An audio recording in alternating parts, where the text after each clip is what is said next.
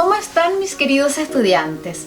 Yo soy Karin, su profesora de español de idiomapro.com y hoy les voy a enseñar los 25 verbos más utilizados en español, junto con unas frases muy sencillas para que puedan entender fácilmente.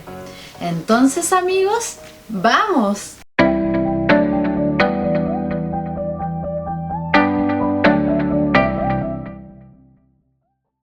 Los 25 verbos más utilizados en español. 1. Ser. Yo soy profesora. 2. Estar. Yo estoy trabajando. 3. Querer. Yo quiero un abrazo. 4. Tener. Yo tengo un celular. 5. Necesitar.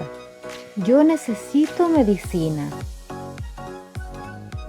6. Sentir. Yo me siento feliz. 7. Ir. Yo voy al sur de Chile. 8. Poder. Yo puedo aprender español. 9. Hablar. Yo hablo inglés. 10. Comer. Yo como fruta. 11. Escribir. Yo escribo cartas. 12. Usar. Yo uso la computadora. 13. Cocinar. Yo cocino solo los domingos. 14. Vivir. Yo vivo en Chile.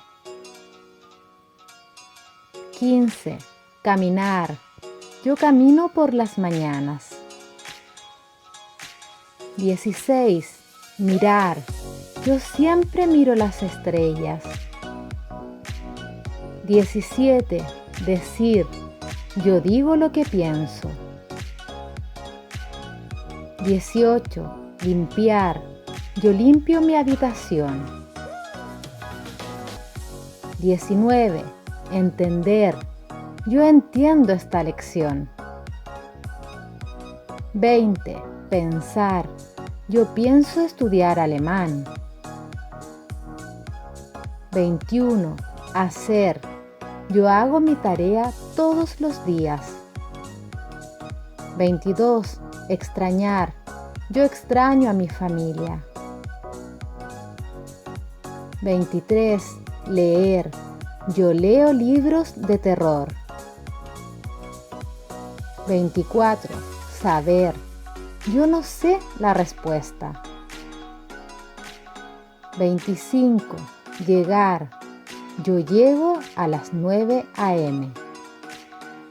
Bueno chicos, espero les haya gustado la lección de hoy y no olviden que hay muchos videos más donde pueden seguir aprendiendo fácil y de forma muy divertida con Idioma Pro.